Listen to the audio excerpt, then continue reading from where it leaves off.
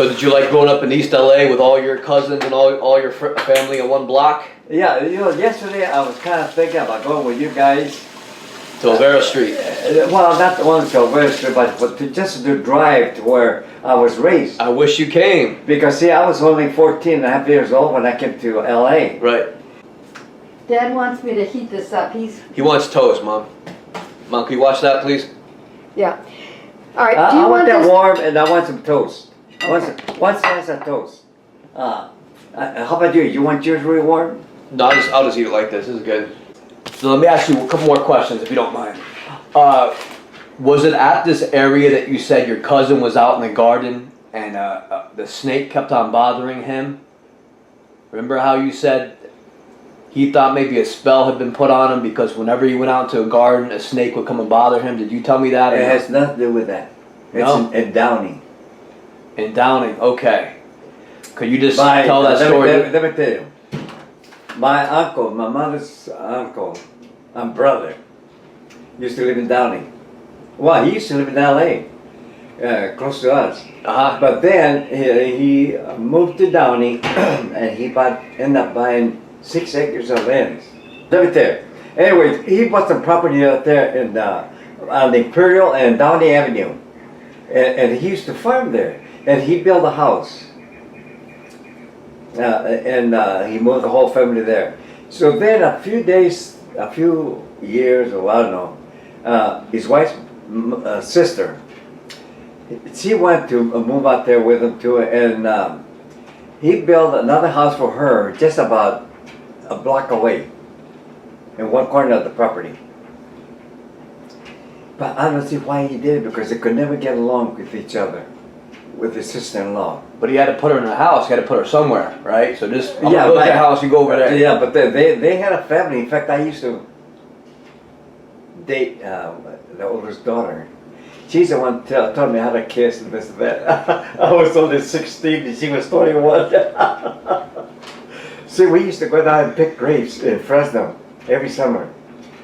And they used to go with us.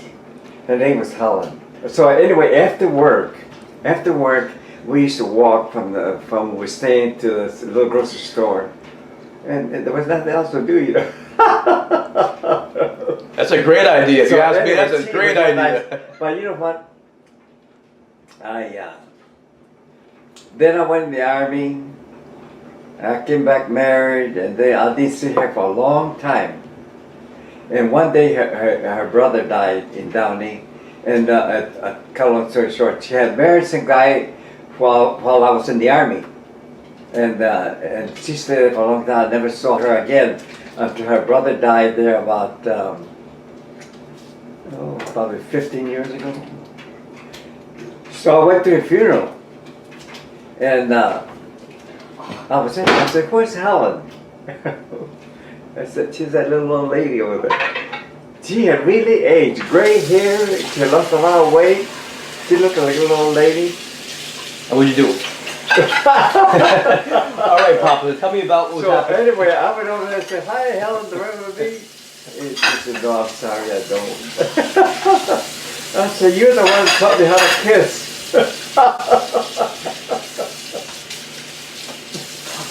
Who was out there gardening?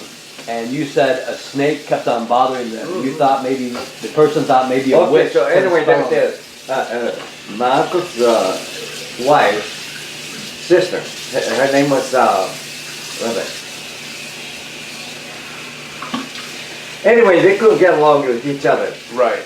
With this, and so my uncle still used to farm that piece of land there, and it was corn, mostly cornfield.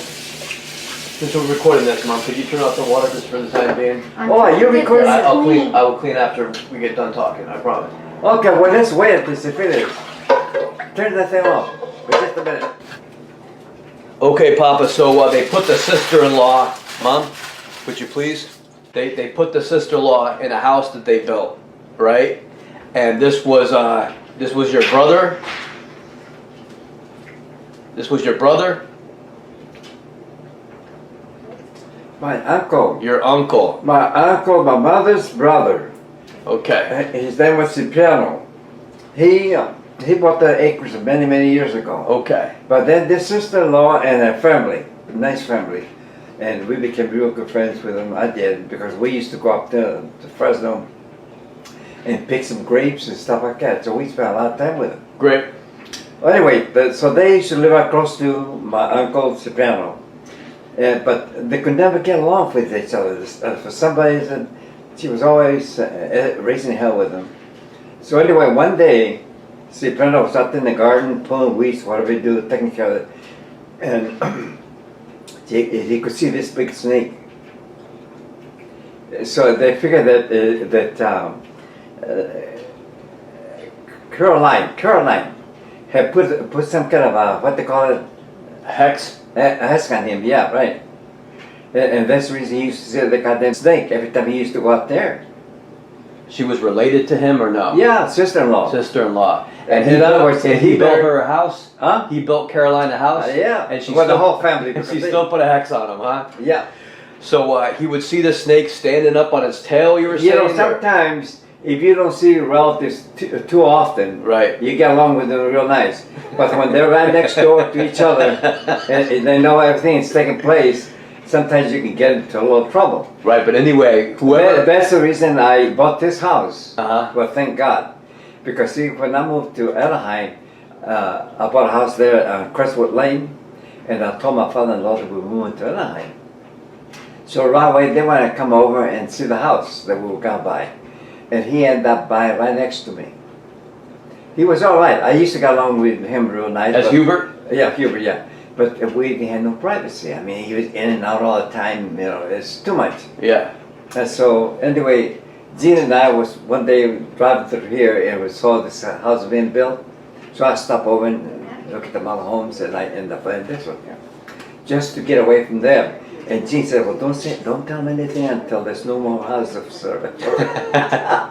So, Papa, how was the snake behaving? You said that one time the snake would come out there whenever he was in the garden. Yeah. And one time it stood on its tail. They can stand up. What type of snake was it?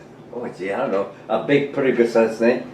Like, wasn't a rattlesnake, obviously. No rattlesnake. The rattlesnake won't stand like that. There's a special snake. We had them in New Mexico.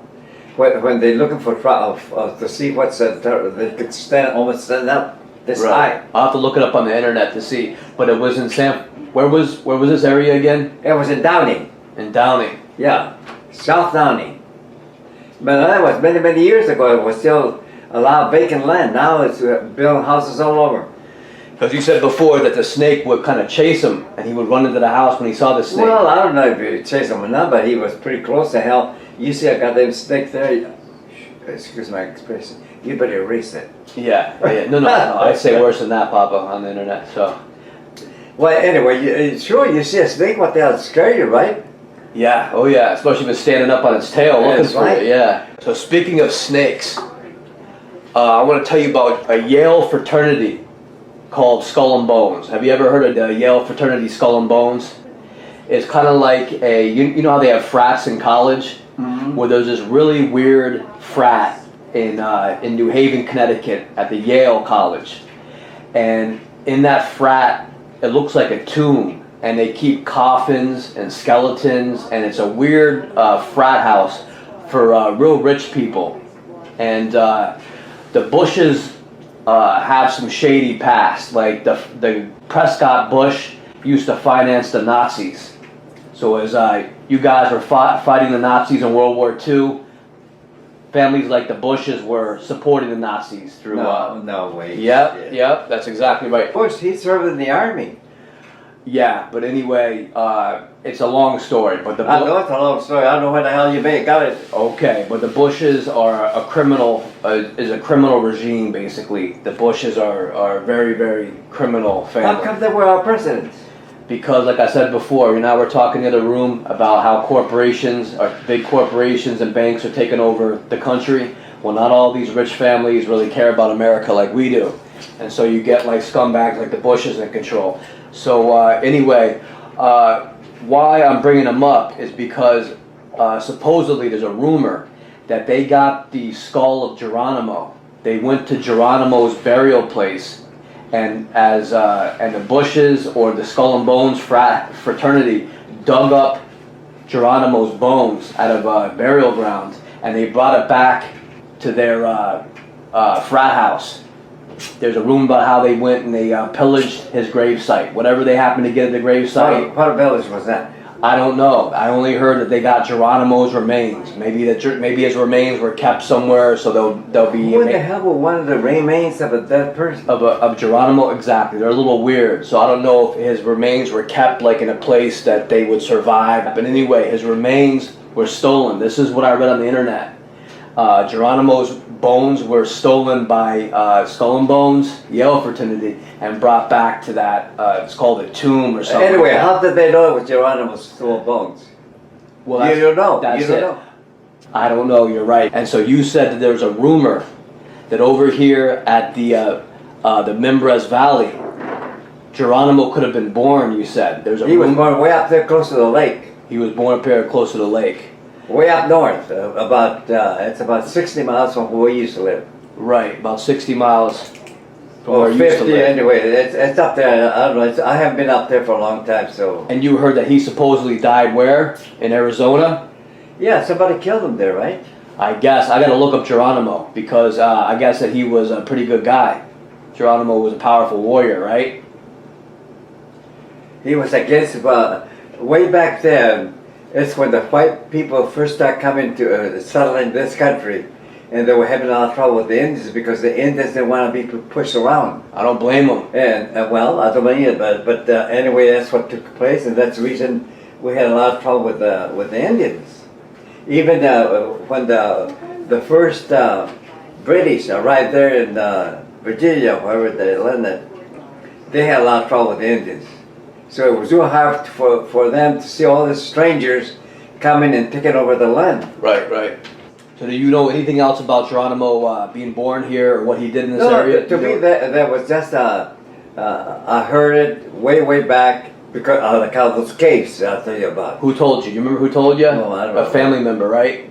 Probably, yeah. Yeah. So I would trust that source before I'll trust anybody on the TV or anything like that. So that is some good information. And that pretty much covers all the questions I have right now. So I want to thank you so much for your time today, Papa. You're welcome. Could you show me a few of those maps of the area? You said that you got photographs and maps, right? Yeah, I think I got pictures and I also Great. got a couple. Will you take a look at that now? Yeah. Awesome.